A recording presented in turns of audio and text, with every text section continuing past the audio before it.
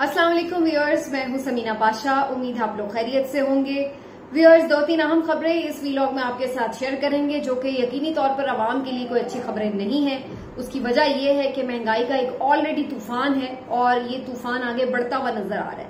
पिछले मैंने कुछ वीलॉग्स में तसलसल के साथ आपसे ये बात की है कि ये जो मामला अगर कोई समझ रहा है कि शायद अब रुक जाएगा, किसी जगह पर जाकर मामलात को संभाल लिया जाएगा, तो ऐसा होने नहीं वाला और यही सूरत हाल नजर आ रही है। ये कोई हमारी विश नहीं है, लेकिन ये एक हकीकत हाल है कि इस निगरान हुकूमत को जितना भी तगड़ा ये लोग कर दें और कोशिश करें कि इसको लंबा खींच ले, ये पॉसिबल नहीं हो पाएगा क्योंकि हालात इस नहज पर आ जाएंगे कि इस निगरान हुकूमत के लिए खुद ही चलना मुश्किल हो जाएगा और अल्टीमेटली ये खुद हाथ जोड़ लेंगे कि हमें माफ कर दें, हमें घर जाने दें। ये वाली सूरत हाल बनेंगी। उसकी वजह यह है कि महंगाई जिस अंदाज से आगे बढ़ रही है और लोगों का जो गम और गुस्सा है उसके ऊपर, अब अल्लाह ना करे लेकिन सूरत हाल लग रहा है कि ये कहीं वाकई श्रीलंका वाली सूरत हाल ना हो कि लोग गुस्से के मारे ऐवानों में घुस जाएं और इनको गिरबानों से पकड़कर बाहर निकालें, सिड़कों पर घसीटते फिरे। ये वाली सूरत हाल ना हो जाए। जब आप एक लिमिट से ज्यादा किसी के ऊपर बोझ डाल देते हैं तो फिर उसकी बस हो जाती है।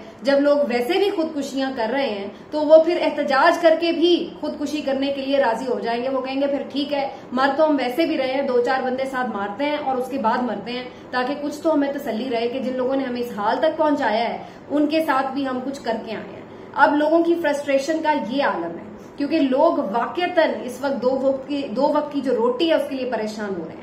आपने जो बिजली के बिलों के ऊपर एहतजाज था वो तो देख ही लिया, जो कि मुल्क के तूलो अर्ज में हमें नजर आया। लोगों ने शहर शहर देहात एहतजाज किया और ये लीडरलेस क्राउड था। अपनी मर्जी से लोग निकले हुए थे और बेचारे तंग आकर निकले हुए थे। वरना हमेशा मैं भी ये कहती हूँ और आप लोगों का भी ये मानना है कि जो पाकिस्तानी अवाम है उसके अंदर इतना बर्दाश्त का मादा है, या पता नहीं ये लोग रियलाइज नहीं कर रहे होते थे। मैं हमेशा ये बात कहती थी कि ये लोग कभी एहतजाज के लिए उस तरह से बाहर नहीं निकले। अगर इनके साथ ज्यादती हो जाए तो ये उस ज्यादती को चुप करके बर्दाश्त कर लेते हैं। और जब पहली दफा 30 रुपए लीटर पेट्रोल बढ़ा था तो मैं पेट्रोल पंप पे जाकर कुछ कोशिश की मैंने कि लोगों से बात कर सकूं, लेकिन वहां तो अमन शांति थी और मैं बड़ी हैरान हुई कि बड़ी अमीर कौम है भाई ये। और फिर उसके बाद दोबारा 30 रुपए बढ़ा और फिर उसके बाद बढ़ता चला गया और अब यहां पर सूरत हाल आ गई है कि जो कल रात नोटिफिकेशन जारी हुआ है उसके मुताबिक बैरल पेट्रोल और डीजल ने 300 का जो हिंसा है वो अबूर कर लिया है। 300 से ज्यादा रकम अब आपको देनी पड़ेगी 1 लीटर पेट्रोल या डीजल के ऊपर। ट्रिपल सेंचुरी हो गई है। कुछ दिन पहले मैंने ये बात भी की थी कि डॉलर और पेट्रोल में एक रेस लगी हुई है कि कौन पहले ट्रिपल सेंचुरी मुकम्मल करता है। तो डॉलर तो वैसे ये रेस ऑलरेडी जीत चुका है और 300 से ऊपर जा चुका है, लेकिन अब पेट्रोल भी पीछे नहीं रहा और वो भी जनाब 300 क्रॉस कर गया है। पेट्रोल का जो नया रेट है वो 305 रुपए फी लीटर है। 14 रुपए मजीद इजाफा एक साथ किया गया है पेट्रोल की कीमत में और अब ये जो कीमत है वो 305 रुपए हो चुकी है। डीजल की भी इसी तरह से कीमत बढ़ा दी गई है और 312 रुपए जो फी लीटर डीजल की कीमत है अब आपको दस्तयाब होगा। तो अगर आप सिर्फ इन दोनों प्रोडक्ट्स के ऊपर सिर्फ लेवी को देख ले, लेवी भी एक टैक्स ही होती है, टैक्स का ये किस्म है क्योंकि अब आपको पता ना, पहले तो सिर्फ एक टाइप के 2 टाइप के टैक्स होते थे, अब 6 तरह के टैक्स हैं, लेकिन सारे वो टैक्स ही होते हैं। बिजली के बिलों में भी यही रोना है कि जो फी यूनिट कीमत है वो तो बड़ी है ही, लेकिन उसके साथ जो टैक्सेस की भरमार है, हत्ता कि इनकम टैक्स भी इन्होंने बीच में बिजली के बिल के डाल दिया हुआ है। फिर इसी तरीके से जो ये जो फ्यूल एडजस्टमेंट प्राइस है वो भी उसी में जाती है। फिर इसी तरीके से जो उसके सेल्स टैक्स हैं वो भी जाते हैं, फिर लाइसेंस फीस भी जाती है, फिर न जाने कौन कौन से टैक्सेस हैं, तो इन्होंने इस तरह से करके उसको भारी बना देते हैं। इसी तरीके से अब ये जो डीजल और पेट्रोल की कीमत है, ये मैं आपको बड़ी इंपॉर्टेंट बात बता रही हूँ, आप इस चीज को अंडरस्टैंड करें कि जो आलमी मार्केट है उसमें तेल की कीमत नहीं बढ़ी। एक तो चीज है ना कि जी बाहर से महंगा है तो आगे आपको भी महंगा है, वहां पर पेट्रोल की कीमत इस तनासुब से नहीं बढ़ी है जिस तरह से यहां पर किया जा रहा है। और यहां पर वजह यह कि टैक्सेस ज्यादा लगाए जा रहे हैं। अब जो लेवी है ये भी एक टैक्स है जो कि पेट्रोल के ऊपर इस वक्त और डीजल के ऊपर आप 50 रुपए और 60 रुपए बिल तरतीब दे रहे हैं। तो आप अंदाजा लगा लें कि ये सिर्फ लेवी टैक्स है जो 50 से 60 रुपए लगा हुआ है पेट्रोल और डीजल पर। फिर इसके ऊपर सेल्स टैक्स इसके अलावा है, फिर इसके ऊपर मजीद जो चार्जेस हैं वो उनके अलावा हैं। तो आपका जो जो 1 लीटर पेट्रोल है उसमें जो असल कीमत है वो इससे आधी है तकरीबन, और आधे जो उसमें है वो सिर्फ टैक्सेस हैं, और वो सिर्फ 1 लीटर के ऊपर आपको मैं बता रही हूँ कि डबल प्राइस इसलिए बनी हुई है कि उसमें टैक्सेस की इस तरह से भरमार है, और वो सबके लिए इक्वल है। यानी आप पराडो में जाके बेशक फ्यूल डलवा रहे हैं या आप अपनी छोटी सी चिंची में जाके पेट्रोल डलवा रहे हैं, आपको भी वही रेट का पेट्रोल मिलेगा जो पराडो वाले को मिल रहा है। उसको तो शायद इतना फर्क ना पड़े, लेकिन आपका कंज्यूमर जरूर निकलेगा, क्योंकि जहां पहले आप 1000 रुपए में, इमरान खान के दौर की अगर मैं बात करूं तो फिर तो बहुत ही डिफरेंट सूरत हाल है। उस वक्त 150 रुपए लीटर पेट्रोल था, और वो भी आखिर में जाकर हुआ था 150 रुपए, आपको याद होगा, वरना उससे पहले तो 100 से ऊपर जब गया था तब भी बड़ा शोर मचता था। 115, 114 के ऊपर तो मरियम औरंगजेब की स्टेटमेंट है कि आपको नींद कैसे आती होगी जब आप इतने ज्यादा पैसे बढ़ा दिए, 12 रुपए एक साथ बढ़ा दिए। और इन लोगों की दौर की ये एक तारीख है कि 12 से कम इन्होंने किसी वक्त बढ़ाया ही नहीं है, मतलब हर दफा 12 से ज्यादा ही बढ़ाए हैं। तो ये इन्हें वो दौर बुरा लगता था, वो दौर इन्हें महंगा लगता था, और खुद इन्होंने आकर जो तूफान और कयामत बर्पा कर दी है गरीब आदमी के लिए, वो आज गरीब जो है वो इमरान खान का दौर याद कर रहा है। वो कह रहा है कि हम उस वक्त परेशान होते थे, हमें क्या पता था आगे हमारे साथ ये होना है।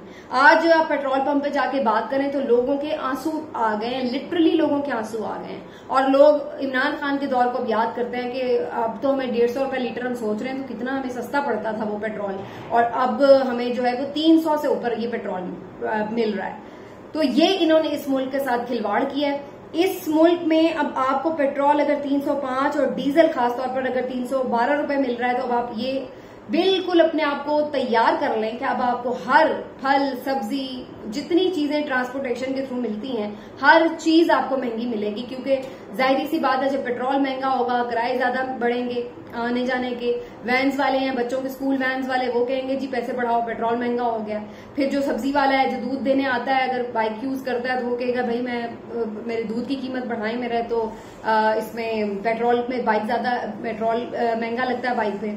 फिर जो यानी हर चीज तो ज़ाहिर है कम्युनिकेशन के थ्रू ही होनी है ना, जो इधर से उधर लोग जाते हैं सब पेट्रोल डीजल यूज करते हैं, तो इसका मतलब ये कि उसका असर फिर अल्टीमेटली हर चीज पे आएगा, हत्ता कि बिजली पर भी आएगा। जब पेट्रोल महंगा होगा तो फिर आपके फ्यूल एडजस्टमेंट प्राइस की मद में बिजली फिर महंगी हो जाएगी, जिसके लिए ऑलरेडी लोग सड़कों पर आए हुए हैं।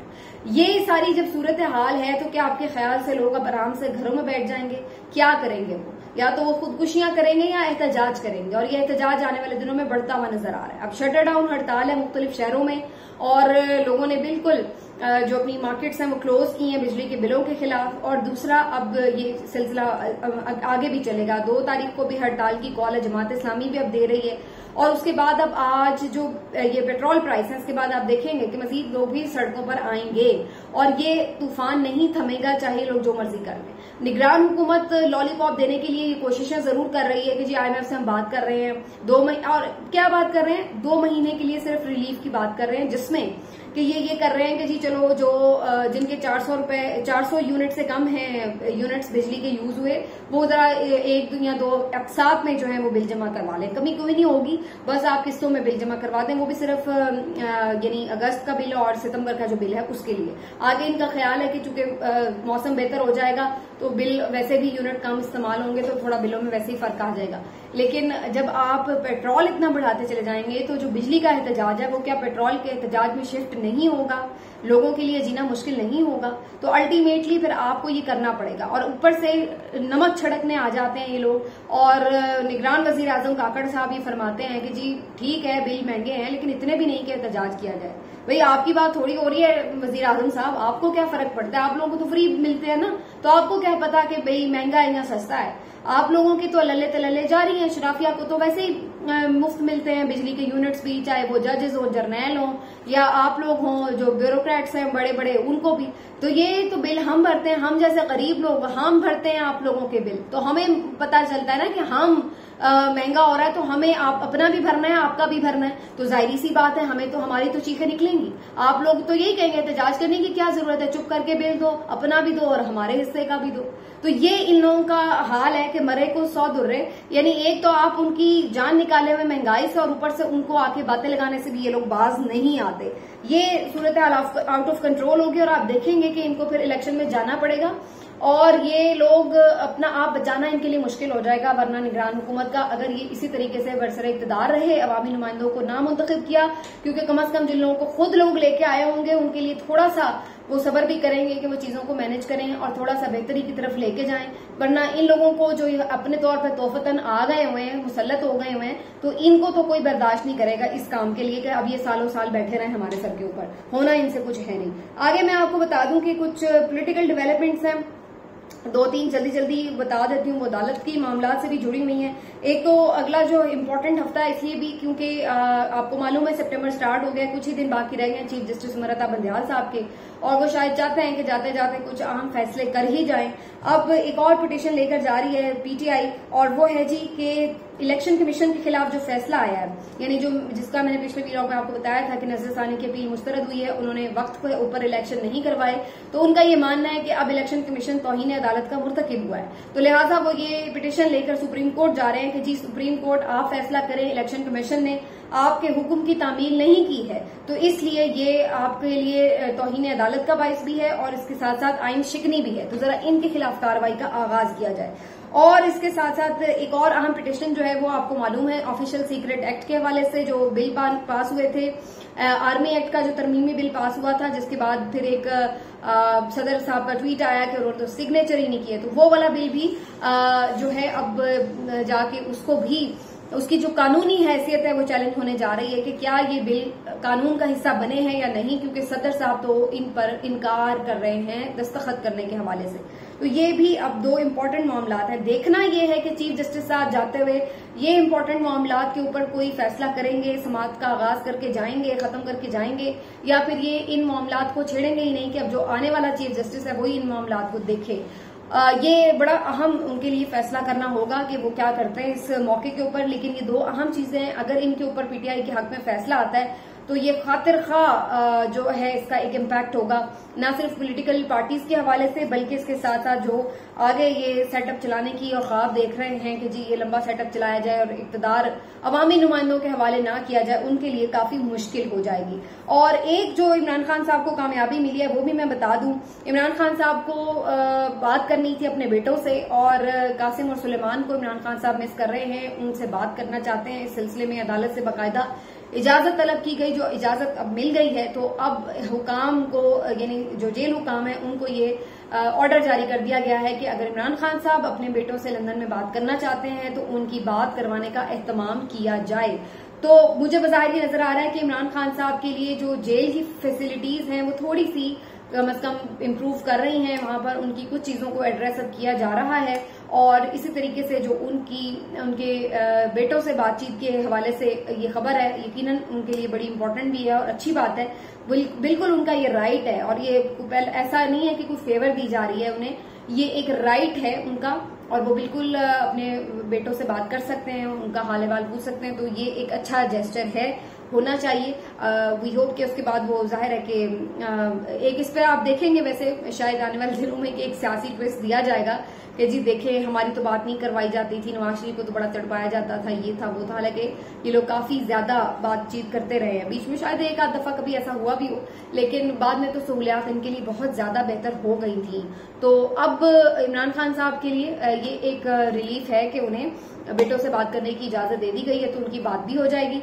लेकिन ये 2-3 अहम डेवलपमेंट्स हैं, खास तौर पर नजर रखनी पड़ेगी इस चीज के ऊपर कि जो ये एहतजाज है ये क्या सूरत इख्तियार करता है, क्योंकि मुझे ये लग रहा है कि ये कोई चाय की प्याली में तूफान नहीं है, बल्कि ये एक प्रेशर कुकर का एक पूरा प्रेशर है जो फटने पर आया हुआ है। और मैं इसको बिल्कुल भी मुल्क की मुफाद में नहीं देख रही। अगर इससे मौजूदा हुकूमत, मौजूदा सेटअप बचना चाहता है तो इसका एक ही हल है कि मुल्क में फौरी तौर पर साफ शफाफ इनेकाद किया जाए इलेक्शंस का, लोगों को इलेक्शंस की तरफ आप लेकर जाएं, इसी में सबकी भलाई है। मुल्क में जो कशीदगी है उसको कम करें, इलेक्शंस अनाउंस करें, लोगों को उस तरफ लगाएं, उनको ये होप दिलाएं कि उनके जो अवामी नुमाइंदे आएंगे इक़्तिदार में वो उनके लिए बेहतर फैसले करेंगे और कुछ ना कुछ वो उनके लिए रिलीफ का बंदोबस्त करेंगे। ऐसे आपने बिल्कुल लोगों का गला दबा दिया है। ये बहुत खतरनाक चीज है, अवाम के लिए भी और खुद आपके लिए भी, मुल्क की सलामती के लिए भी। इसको अंडरस्टैंड करना, रियलाइज करना बहुत जरूरी है कि लोगों का गम और गुस्सा किसी तरफ डाइवर्ट करें,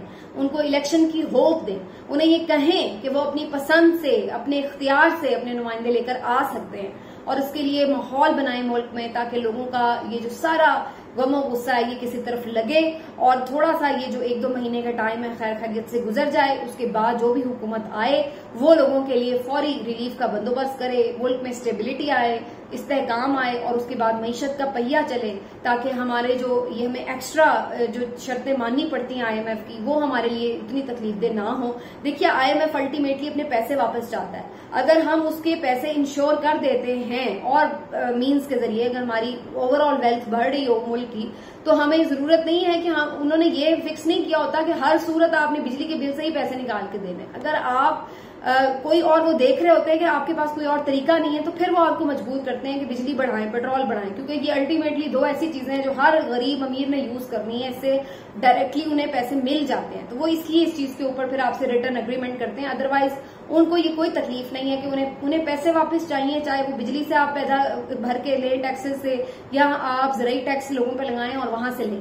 या आपका मसला है कि जब आप और कोई टैक्स नहीं लगा पाते तो वो फिर इस तरीके से गरीबों के खून निचोड़ के जो है वो अपने पैसे वापस लेते हैं। वो आपकी गलती होती है, वो आपकी मिसमैनेजमेंट होती है, वो आपका फुकदान है प्लानिंग का कि आप अमीर लोगों पर टैक्स नहीं लगा पाते, उनको आप एग्जेम्पशंस देते हैं, तो फिर अल्टीमेटली सख्ती के जो फैसले हैं वो गरीबों को भुगतना पड़ते हैं। तो ये सारी चीजें आकर कोई जो इलेक्टेड हुकूमत आए वो करे, ताकि गरीब आवाम को थोड़ा सा सांस आ सके। मिलते हैं अगले वीलॉग में, अपना ख्याल रखिए। अल्लाह हाफ़िज़।